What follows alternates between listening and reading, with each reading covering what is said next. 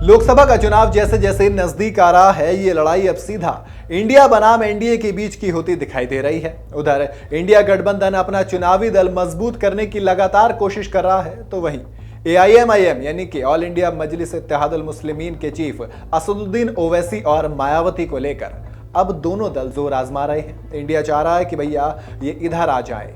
आपने देखा होगा कि अभी जो उपचुनाव हुए थे घोसी में, उसमें मायावती ने अपना कैंडिडेट नहीं उतारा था और तब से ये अटकलें लगाई जा रही थी कि क्या मायावती इंडिया के साथ आ सकती हैं। अब दूसरी पार्टी बची यानी कि एआईएमआईएम। इसी बीच एआईएमआईएम के चीफ और हैदराबाद के सांसद असदुद्दीन ओवैसी ने एक बार फिर से विपक्ष के इंडिया गठबंधन पर हमला बोला है।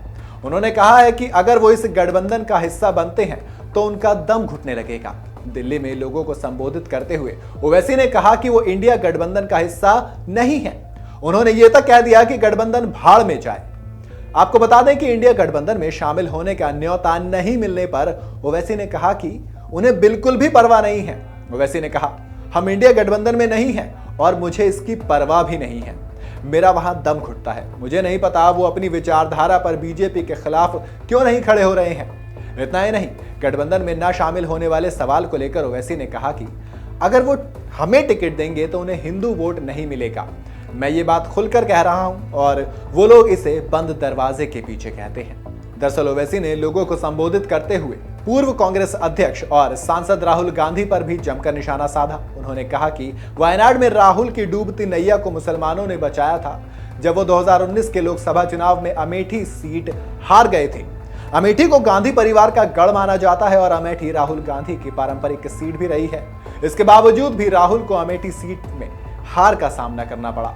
बता दें कि लोकसभा चुनाव में उन्हें इस सीट पर बीजेपी नेता और केंद्रीय मंत्री स्मृति ईरानी ने हराया था। ओवैसी ने कहा, राहुल गांधी अमेठी हार गए लेकिन उन्हें वायनाड में जीत मिली। असदुद्दीन ओवैसी ने भाषण के दौरान बताया कि वो वहां चुनाव इसलिए नहीं लड़े क्योंकि वहां बीजेपी के साथ उनकी कोई डील नहीं हुई थी। यही वजह थी कि राहुल गांधी को वायनाड से जीत मिली, क्योंकि वहां मुस्लिम वोटर हैं और मुस्लिम वोटरों ने राहुल गांधी को डूबने से बचाया। अगर ऐसा नहीं होता तो शायद उन्हें वायनाड की सीट से भी हाथ धोना पड़ सकता था।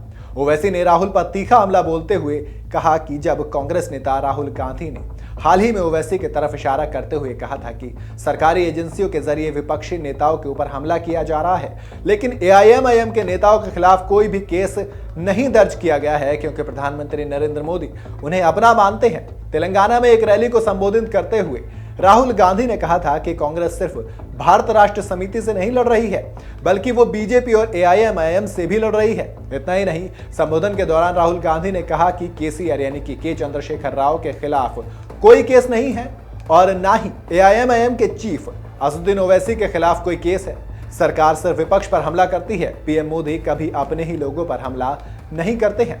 वो आपके सीएम और एआईएम के नेताओं को अपना मानते हैं, इसलिए उनके खिलाफ कोई भी केस नहीं है। मुसलमानों के चुनाव लड़ने को लेकर ओवैसी ने कहा कि मेरा मन इस बात को स्वीकार नहीं करता कि मुसलमान को चुनाव नहीं लड़ना चाहिए। मुझे लगता है कि मुसलमानों को चुनाव में भाग लेना चाहिए। जब तक आप लड़ेंगे नहीं तब तक आप जीत नहीं पाएंगे। अगर आप हार भी जाते हैं तो भी चुनाव में खड़ा होना जरूरी है। अगर आप हार के डर से चुनाव नहीं लड़ेंगे तो आप कभी नहीं जीत पाएंगे। जीतने से पहले आपको ये 2-3 बार हारना जरूरी होता है। मुसलमानों के खिलाफ सांप्रदायिक राजनीति 1950 से चल रही है। इसकी शुरुआत 2014 में नहीं हुई थी। मुसलमानों के लिए माहौल शुरू से ही खराब रहा है, ऐसा कहना है असदुद्दीन ओवैसी का। तो असदुद्दीन ओवैसी ने राहुल गांधी के बयान के बाद हमला बोला और अपने तीखे तेवर इंडिया के खिलाफ जाहिर किए। तो वहीं मायावती इंडिया गठबंधन पर नर्म पड़ती दिखाई दे रही हैं। ऐसे में सवाल खड़े हो गए हैं कि भैया कौन किस तरफ है। आपको क्या लगता है कि क्या ओवैसी एक बार फिर से इन तीनों गठबंधन से अलग रहेंगे, यानी कि इंडिया, एनडीए और अपना वाला अलग इनका? तो कुल मिलाकर 3 गठबंधन की लड़ाई देखने को मिलेगी या फिर ओवैसी 2024 के लोकसभा चुनाव से पहले किसी गठबंधन में शामिल हो पाएंगे? हमें कमेंट में जरूर बताइएगा। वीडियो अगर आपको पसंद आई हो तो इसे लाइक और शेयर जरूर करें और जाते जाते चैनल को सब्सक्राइब करना बिल्कुल ना भूलें।